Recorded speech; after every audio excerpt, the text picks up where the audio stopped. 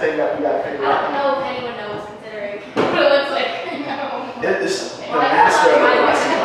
just look like I'm a pineapple on my head.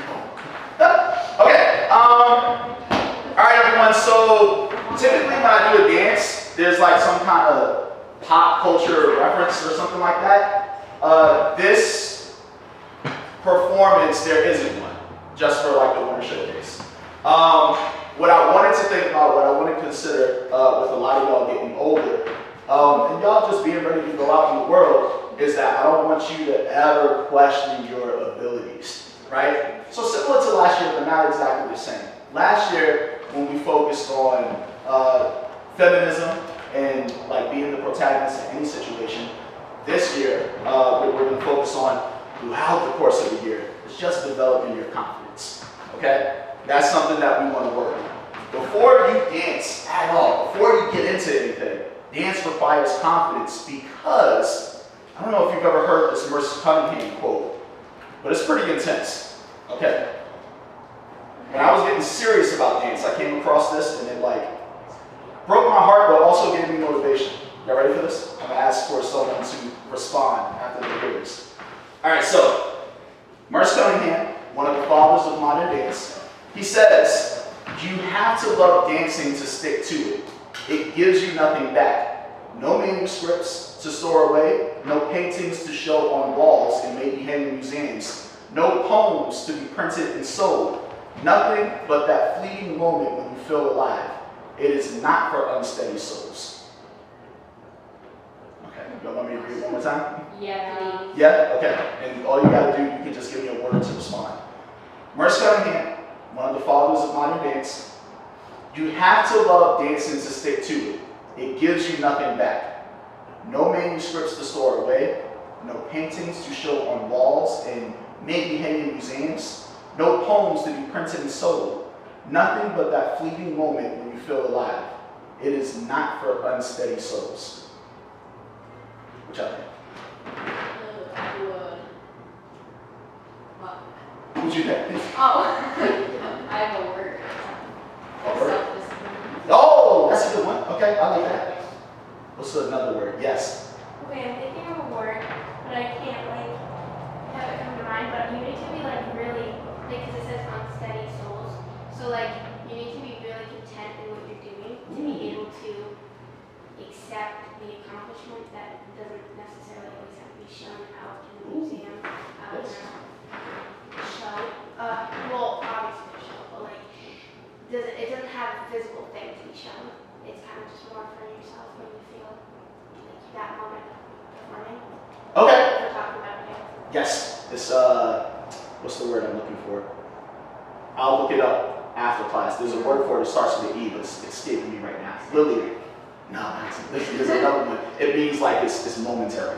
What you got, Lily? I feel like you have to be determined in it to win it almost if you want to enjoy what you're doing and to pursue it with the most happiness that you possibly can find to it. Yes, I love this. The number one thing in terms of being committed and really putting yourself out there, a senior, well, she's an alum now, but one of my first alums, what she said in her senior interview, she said that no one likes an awkward dancer, right? So the way when you get on stage and you perform and you enjoy yourself, that's like the best performance you can get if you're having fun, if you're in the moment.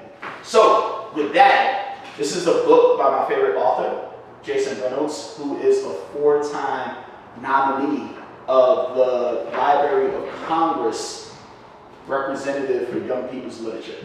He writes a lot of books. He's so good at it that he works for the country, right, to get more people to read.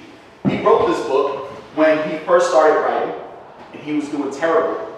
And he was like, man, am I going to stick with it? So, I'm going to read just the foreword. Throughout the course of the year, we'll finish this whole book. It's very short, okay? But we're just going to read the foreword because I feel like dancing. Okay, are you ready? John, what's that face? Did I do something? You're like... We're gonna read a whole book. Yeah, it's, look, there's a lot of negative space. Right. So, he'll explain it. Okay. A note. When I started writing this, I didn't know what it was. a poem in form only, a letter written in parts, an offering that I've now been working on for years. A thing. But when I think of it now, in the process of it all, I realized that it was basically just the undoing of me. A 20-something clinging tight to the nugget of thin air I refer to as my dream. And as the meltdown happened, I realized that many of the people around me were melting as well. My friends who stayed up all night with me in Brooklyn, painting and playing music, writing, practicing, and pushing, were growing tired and annoyed, frustrated with the uncertainty. People in my family, the responsibles, whom I argued and disagreed with, never knew that I could see that the remnants of this same kind of meltdown that may have happened to them 40 years prior were still there, hiding beneath their tongues.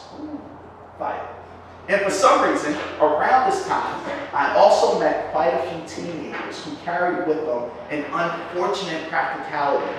It was as if their imaginations had been seatbelted, kept safe from accidents. Sure, they still had adolescent gusto, but only in speech. When asked about their dreams and passions, though, men could only answer halfway.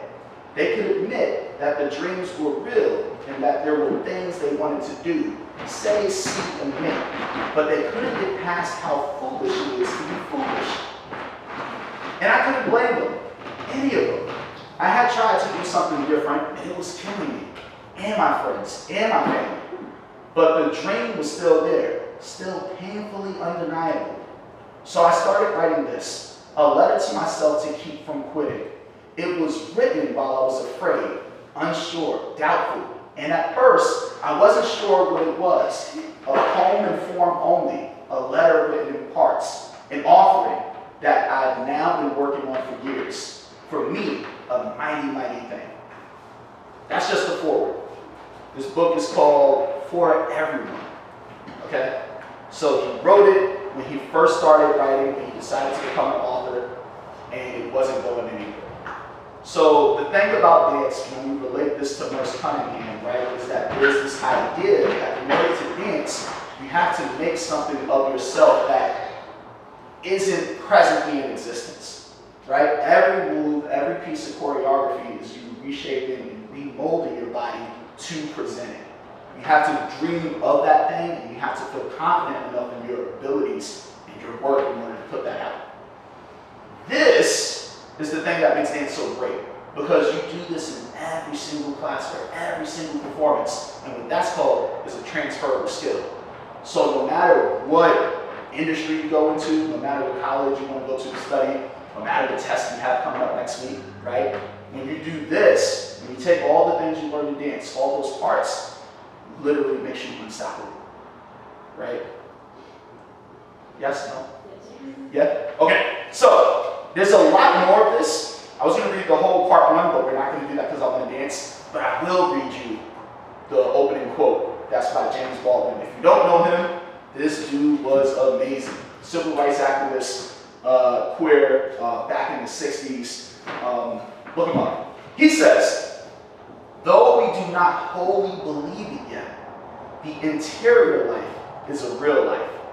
And the intangible dreams of people have a tangible effect on the world, right? So the way that you move your body when you get on stage, the way that you present yourself, the way that you walk into a room, right?